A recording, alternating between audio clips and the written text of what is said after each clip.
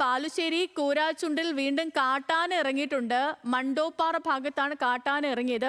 പ്രദേശത്തെ കൃഷിയൊക്കെ നശിപ്പിച്ചു. സരീഷ് പിക്ക് വിവരങ്ങൾ മറ്റുണ്ട്. സരീഷ്, നിലവിലെ സാഹചര്യം എന്താണ്? ഈ ആന ഇപ്പോഴും ജനവാസ മേഖലയിൽ തുടരുകയാണോ?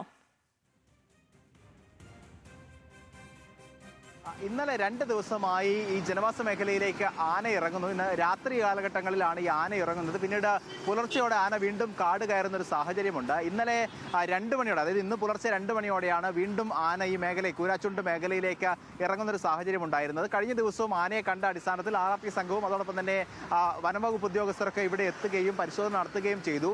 ഡീപ് ഫോറസ്റ്റിലേക്ക് പോകാനാകാത്തത് കൊണ്ട് തന്നെ ഒരു ഹെലിക്യാം ഉപയോഗിച്ച് ആനയുടെ സാന്നിധ്യം എവിടെയാണ് എന്ന് കണ്ടെത്താനുള്ളൊരു നീക്കമൊക്കെ കഴിഞ്ഞ ദിവസം നടത്തിയിരുന്നു. പക്ഷേ അവിടെ മൂടൽ മഞ്ഞും അതോടൊപ്പം തന്നെ മഴയും ഉള്ളത് കൊണ്ട് കൃത്യമായി ആനയുടെ ലൊക്കേഷൻ കണ്ടെത്താൻ സാധിച്ചിരുന്നില്ല. ഇന്നലെയും അല്ലെങ്കിൽ ഇന്നും പരിശോധന നടത്തണം എന്ന തീരുമാനത്തിലുണ്ടായിരുന്നു. അതിനിടയിലാണ് വീണ്ടും ഇന്നലെ രാത്രി ഈ മേഖലയിലേക്ക് ആന ഇറങ്ങുകയും കുമാരൻ എന്ന് പറയുന്ന വ്യക്തിയുടെ വിറകുപുര ഉൾപ്പെടെ തകർക്കുകയും ചെയ്തത്. തൊട്ട് സമീപത്ത് തന്നെയാണ് കുമാരൻ്റെ വീട്. പക്ഷേ ഭാഗ്യം കൊണ്ട് മാത്രമാണ് ആ വീടിന് സമീപത്തേക്ക് ആന എത്താതിരുന്നത്. മറ്റൊരാളുടെ വീടിൻ്റെ CCTV ദൃശ്യങ്ങളിലാണ് അല്ലെങ്കിൽ CCTVയിലാണ് ഈ ആന ഇറങ്ങിയതും ആന നടന്നു പോകുന്നതുമൊക്കെ പതിഞ്ഞിരിക്കുന്നത്. കഴിഞ്ഞ ദിവസം സമാനമായി ഈ മേഖലയിൽ, അതായത് കൂരാച്ചുണ്ട്, ഓട്ടപ്പാലം, മണ്ടോപ്പാറ ഈ മേഖലയിലാണ് വ്യാപകമായി ആന ഇറങ്ങുന്നത്. ഇത് ഒരാന മാത്രമാണോ അതോ ആന കൂട്ടത്തോടെ ഇറങ്ങുന്നൊരു സാഹചര്യമാണോ എന്നൊക്കെയുള്ള സംശയമുണ്ട്. എന്തായാലും നിലവിൽ ഇന്നും RRT പരിശോധന നടത്തും എന്നാണ് അറിയിച്ചിരിക്കുന്നത്. ഡ്രോൺ പരിശോധന ഇന്ന്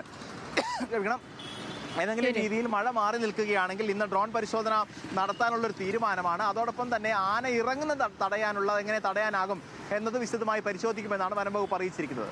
ഓക്കെ, ശരി. സരീഷ് പിക്കാണ് വിവരങ്ങൾ നൽകിയത്.